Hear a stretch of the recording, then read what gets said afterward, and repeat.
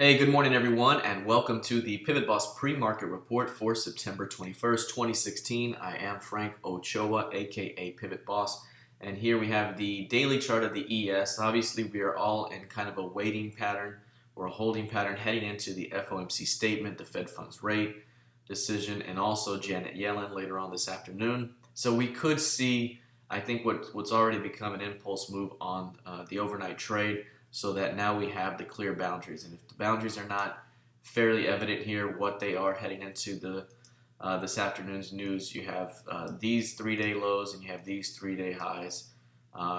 Really, it's 5-day highs here and 4-day lows. That's the range. That's the range right now, 21.25 up to about 21.44.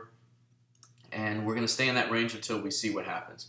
And once we see what happens with the FOMC later on this afternoon, we're likely going to see expansion, and it could spark the next key move. Now, one thing that I am watching very closely right now is if you look at this chart, you can see obviously we had tightly coiled price action toward the end of the summer. After Labor Day, we had a big sell-off. We came back, defended that point, and now holding lower. Here's the previous FOMC key level. That's from the July 27th meeting. That's 58.5, and right now we're below that level for the first time. And you can see right here, this is where bears are positioned. So we know who's positioned where, and bears are positioned off the midpoint of the impulse move, 21.4475. That's where bears are defending, looking to extend the move to the downside. I mentioned before, if bears can keep 44s offered, we likely see a push into 20.75.5. And even if price pushes up here and then fails, I still believe we could be looking for a move back toward 20.75.5 and as low as the 2050s down here, which is also one-year composite VPOC, 2054s. Since we do know who's defending where, bears are defending here, we also know that their buy stops are above 2150. So if any push through 2150 starts to see acceptance, we could see a squeeze right back toward recent highs. So right now it's all going down at this pivot right here. In old school terminology, we'd call this a fulcrum, 21.4475, the big time level here. Watch that zone for swing directional bias. Now if we take a look at the intraday time frame in the ES, here it is. Again, as I mentioned, we have what's almost an impulse move already on the day after the overnight trade. You can see we had a little bit of an expanding ripple here. Price drops very quickly to S3, rallies very quickly to the previous session's high, and is now pulled back nearly to the midpoint of the session's overnight trade. That impulse range right there is going to be very important the rest of the day, and you'll likely see fades at the extremes of that range and chop in the middle. All right, let's take a look here. If price were to push above those 44s, the next major level up will be 2156, and then you have the scaling points along the way here for the previous session's extension. So the extensions take you 47, 50, 75, 54, half, and 58. So those are the next upside major targets above 44s. All right, let's take a look at crude oil. Let's bring up a daily chart of crude oil. Here we are. What you see in crude oil right now is exactly what we talked about before, which is prices are coiling up within this developing triangle type pattern, and the breakout from this pattern will likely signal a move of about 12 to 13 points. Big time move. But I mentioned we weren't likely going to see expansion just yet, and the major level to watch was 43s. And you can see what happened here today. Especially yesterday, price broke down. Remember, this is what I mentioned before. If it can't find acceptance above the previous highs, it likely goes down and retests the previous lows, and there it is. Took 2 days, but it did it. If it can't hold below the previous lows, you likely go back up and retest prices above the high. And you can see it all came off of those 43s. I mentioned 43 to 42.60 was going to be a very important zone of support. The idea right now is that we're still developing within this range. So that's why I mentioned before, if they can defend 43s, you likely see a move back up toward 46.69. So right now we could be looking at further strength ahead, especially if price can reclaim acceptance above 45s.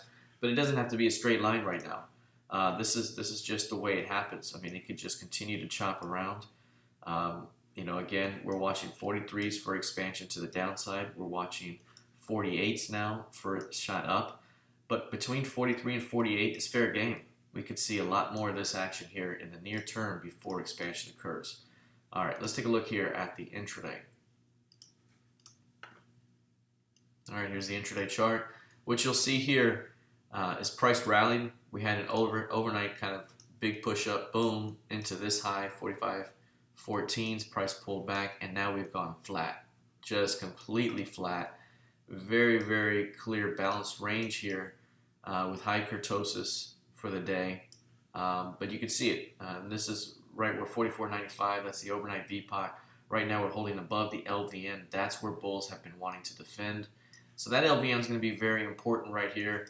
Just call it 44.70. Bulls are attempting to defend it to bring it back up, and then you want to see they want to see more of this. Perhaps a little bit of expansion, right? New lows are faded up, new highs faded back down.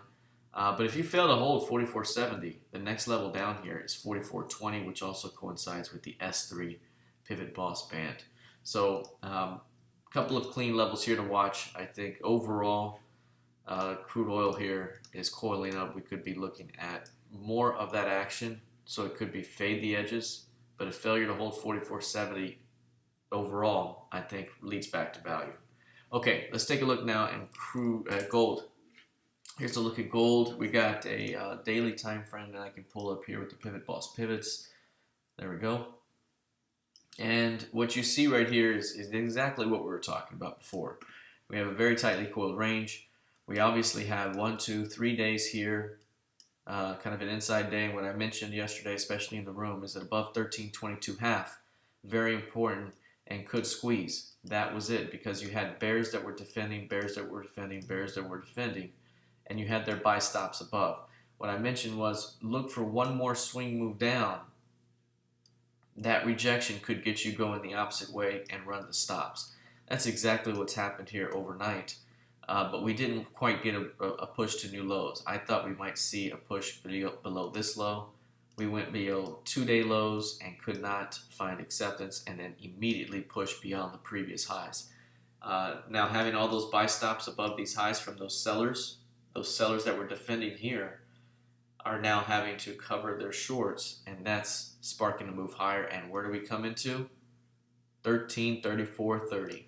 That is the July 27th FOMC key level. So we're going to get another key level after today's FOMC statement. We'll see what it is later on this afternoon, but that's an important level right here. We could see further chop around this area until the next statement comes out this afternoon.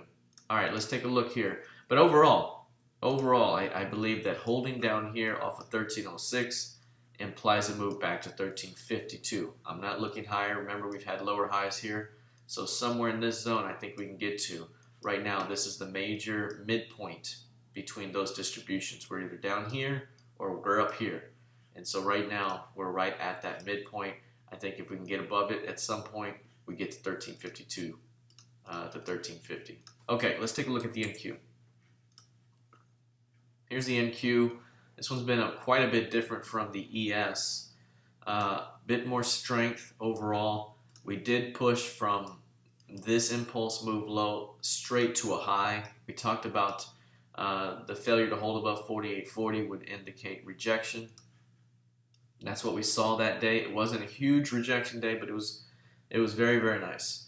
What you see here is now off to the left. We've had prior resistance, and that's been a zone where bears have been defending. So 48.20 is still the key level to watch. And the idea here is that each of these levels have been rejected, and to greater degrees each time. And right now we're back at that zone. I think it's an easy call that we perhaps see another fade downward.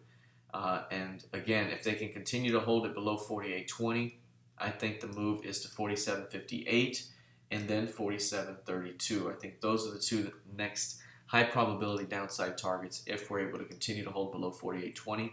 Holding below that zone likely eventually runs the stops below 4-day lows here, and that's really below 47.82, 47.80.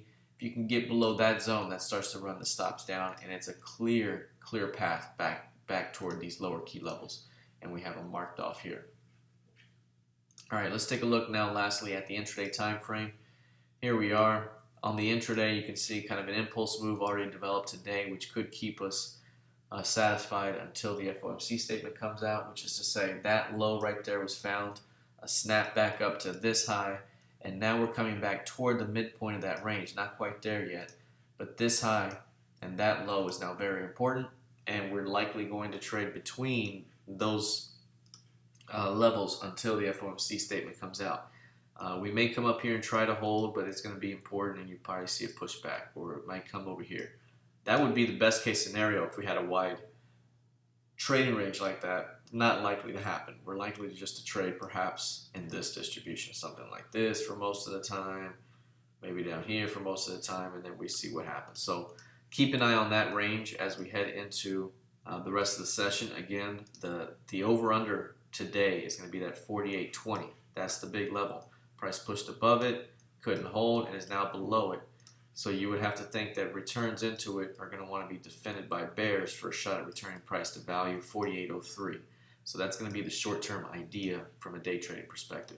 All right, that's it for now. Let's see how this thing plays out heading into the rest of the session. Good luck, trade well, and happy hump day.